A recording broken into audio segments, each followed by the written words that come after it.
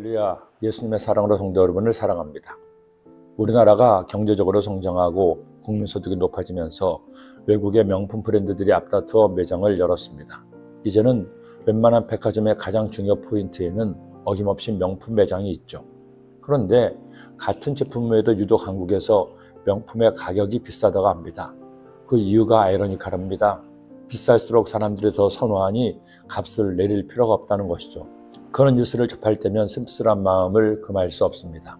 몇백, 몇천만 원짜리 가방을 들고 다닌다고 해서 그 사람의 값이 올라가는 것은 아닌데 왜 그렇게 명품을 좋아하는지, 우리나라가 안타깝게도 돈으로 사람을 판단하는 사회가 이미 되어버린 것은 아는지 안타까울 따름입니다. 그런데 여기 가장 귀하고 비싼 명품이 있습니다. 그 누구도 그 무엇도 이보다 비싸거나 귀할 수 없습니다. 바로 영생이라는 명품입니다. 죄로 인해 영원히 죽을 수밖에 없는 내가 구원받아 영생을 얻게 된 것이죠. 더 이상 죽음이 끝이 아닙니다. 죽음은 영생의 시작입니다. 솔로몬의 보화로도 진시황의 권력으로도 모든 학자의 지식과 지혜를 총동원해도 영생을 찾을 수도 얻을 수도 없었습니다. 그런데 내가 예수님을 믿어 하나님의 자녀가 되었고 구원받아 영생의 복을 얻게 된 것입니다. 이스라엘 민족이 율법대로 행함으로 구원받으려고 했지만 그렇게 행하지 못했는데 어떻게 우리가 이처럼 값비싼 구원을 얻을 수 있었습니까?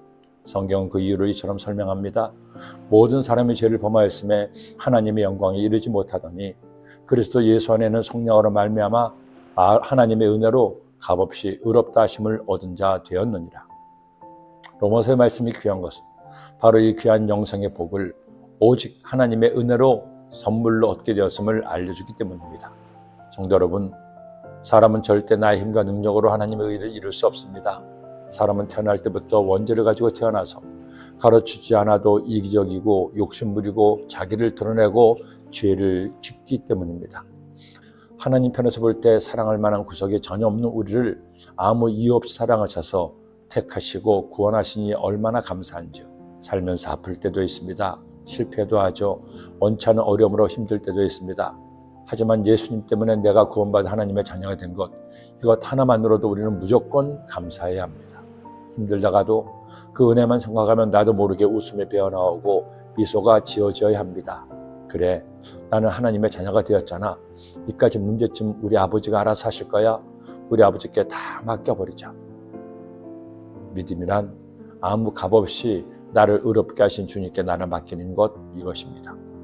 자, 오늘도 이렇게 새날을 선물로 받아 살게 됩니다. 성도 여러분, 이 하루를 주님께 맡겨버립시다. 기도드립니다.